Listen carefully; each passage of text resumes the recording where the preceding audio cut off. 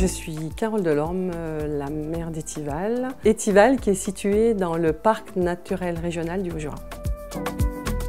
Étival est une commune de 310 habitants, où il fait bon vivre.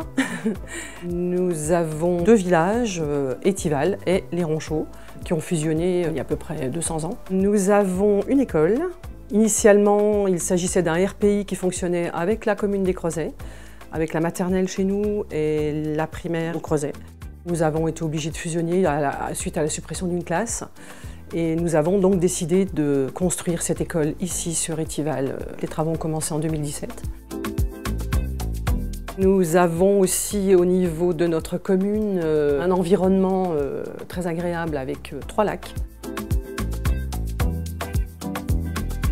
Nous avons un patrimoine matériel qui est constitué principalement par la tête d'auroch qui se trouve dans la salle de la mairie, qui a été découvert lors de travaux d'assainissement dans une tourbière proche du village. Cette tête d'auroch date de 4000 ans avant Jésus-Christ. Ensuite, on a un patrimoine qui est plus récent, l'église d'Étival qui date de 1829. Nous avons un magnifique clocher qui a été restauré l'année dernière. C'était un gros projet aussi, qui était impératif de toute façon, puisqu'il y avait des fuites d'eau dans notre église.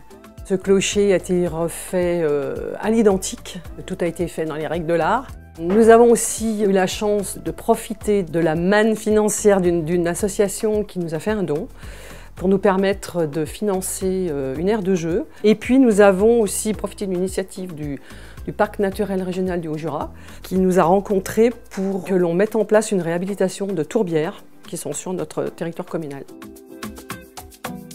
Alors, le principal projet pour l'instant, c'est la réhabilitation du réseau d'eau potable.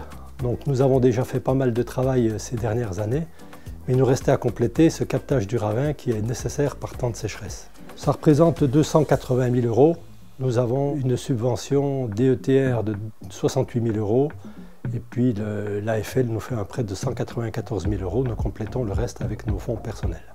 J'ai travaillé avec l'AFL sur recommandation de notre trésorier qui nous a fait connaître l'organisme et puis j'ai contacté Astrid Boyer qui nous a très bien reçus, qui était très réactive et le dossier a pu aboutir assez rapidement. Ce qui nous a permis quand même de financer le projet sur 40 ans alors que jusqu'à maintenant les financements ne dépassaient pas 20 ans.